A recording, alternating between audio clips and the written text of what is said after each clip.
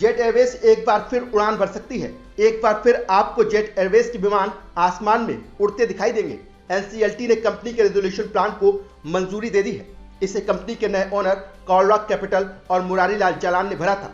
Resolution plan को मंजूरी कुछ शर्तों के साथ दी गई है। अब एयरपोर्ट पर जेट एयरवेज को अपने स्लॉट का इंतजार है। स्लॉट देने के लिए एनसीएलटी ने सिविल एविएशन मिनिस्ट्री और डीजीसीए को 90 दिन का समय दिया है। स्लॉट पर अंतिम फैसला डीजीसीए का ही होगा।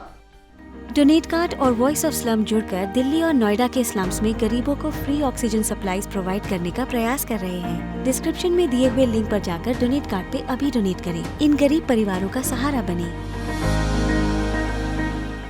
ऐसा भी माना जा रहा है कि अब डीजीसीए एनसीएलटी के फैसले को चुनौती नहीं देगा। जेट एयरवेज का कामकाज अप्रैल 2019 में बंद हुआ था।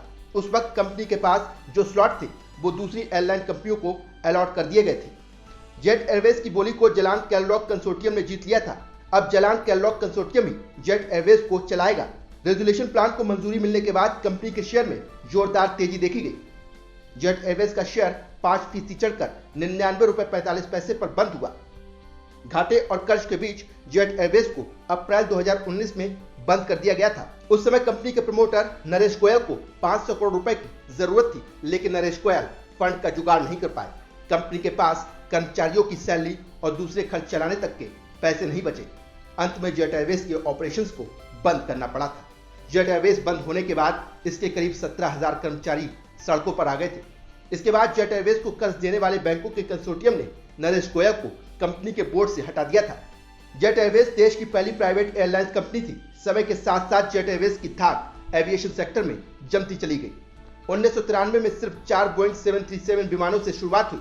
2012 आते आते सबसे बड़ी विमानन कंपनी बन गई। जेट एयरवेज ने एयर इंडिया को पीछे छोड़ दिया था। जेट एयरवेज ने मिडिल क्लास की हवा में सफर करने के सपने को साकार करके दिखाया था।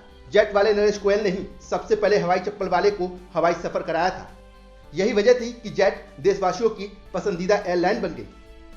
124 एयरक्राफ्ट, 650 उड़ानें, 400 डिपार्चर स्लॉट जेट एयरवेज के पास थे। ऐसे गौरवशाली जेट एयरवेज की उड़ान जब ढलान पर गिरनी शुरू हुई तो संभाले नहीं समझी।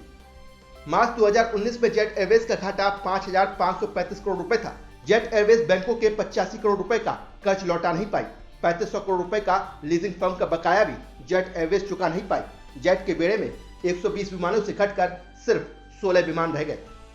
लेकिन अब माना जा रहा है कि जेट एक बार फिर टॉप पर होगी। जेट एयरवेज दोबारा इंटरनेशनल रूट्स पर उड़ान भरेगी और फिर से आसमान पर जेट एयरवेज का जलवा होगा।